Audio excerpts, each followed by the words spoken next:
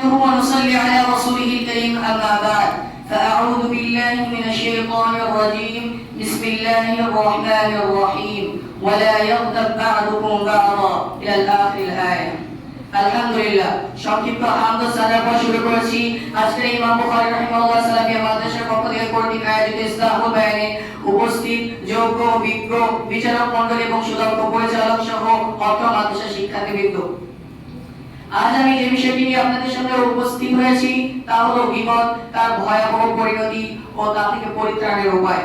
উক্ত বিষয়টি আমি তিনটি পয়েন্টে উপস্থাপন করার চেষ্টা করব ইনশাআল্লাহ। ওয়া মা তাওফীকি ইল্লা বিল্লাহ আলাইহি তাওয়াক্কালতু ওয়া ইলাইহি উনীব।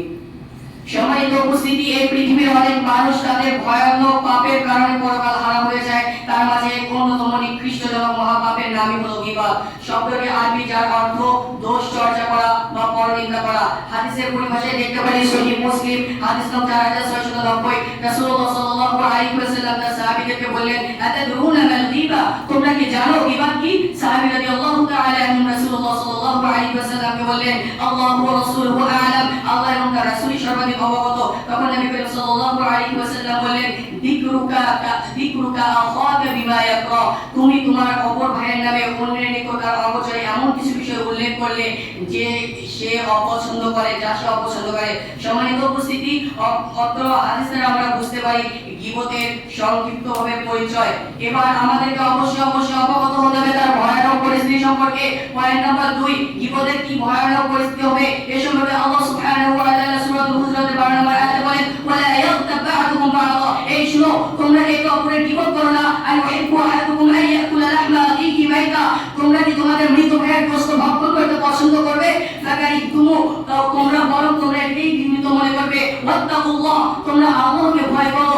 ইন্নাল্লাহা তাওয়াবুর রহিম, নিশ্চয় তিনি তওবা কবুলকারী এবং অসীম দয়ালু। সম্মানিত উপস্থিতি, গীবত এমন এক শব্দ যা আক্ষরিক মানে অনেক ছোট হলেও এবং উচ্চারণের দিক দিয়ে অনেক সহজ হলেও তার পরকালীন শাস্তি হবে অনেক কঠিন এবং ভয়ানক।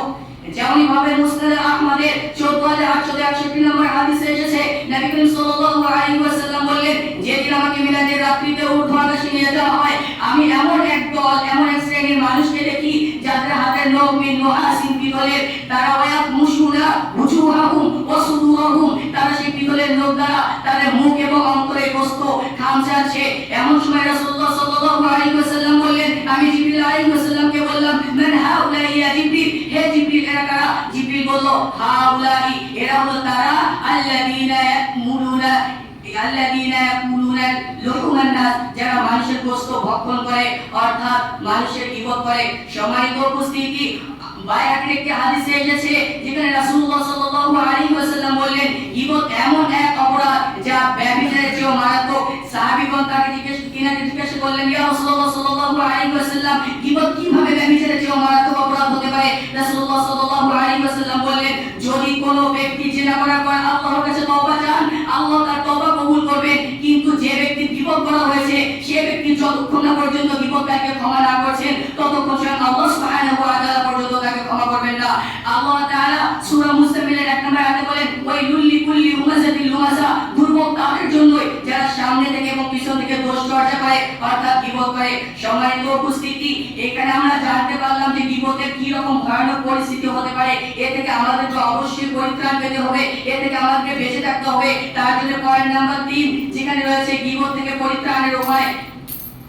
সম্মানিত উপস্থিতি, সর্বপ্রথমে বলতে চাই ইত্তাকুল্লাহ, আল্লাহকে ভয় করতে হবে। যেমন আল্লাহ সুবহানাহু ওয়া তাআলা সূরা আলে ইমরানের 102 নম্বর আয়াতে বলেন, ইয়া আইয়ুহাল্লাযীনা আমানু, হে ঈমানদারগণেরা, ইত্তাকুল্লাহ, তোমরা আল্লাহকে ভয় করো, হাক্কা তুকাতি, ভয় করার মতোই করো, ওয়া লা তামুতুন্না ইল্লা ওয়া আনতুম মুসলিমুন, আর প্রকৃতভাবে মুসলিম না হলে মৃত্যুবরণ করিও না। সেই সাথে আমাদের জীবনকেও সংযত রাখতে হবে এবং নিজের ইচ্ছাকৃত হোক বা অনিচ্ছাকৃত হোক, যেখানে আমরা যদি কোনো গীবত করে থাকি তাহলে যা গীবত করে তার নিকট থেকে অবশ্যই ক্ষমা চেয়ে নিতে হবে। সুতরাং আল্লাহ সুবহানাহু ওয়া তাআলা আমাদের সকলকে গীবতের মতো ভয়ানক অপরাধ এবং গীবতের মতো ভয়াবহ পাপ থেকে বেঁচে থাকার তৌফিক দান করুন। সকলে বলে আল্লাহুম্মা আমিন। এই বলে আমি আমার সংক্ষিপ্ত আলোচনা এখানেই শেষ করছি। ওয়া আখিরু দাওয়ানা আলহামদুলিল্লাহি রাব্বিল আলামিন। মা আসসালাম। আসসালামু আলাইকুম ওয়া রাহমাতুল্লাহি ওয়া বারাকাতুহু।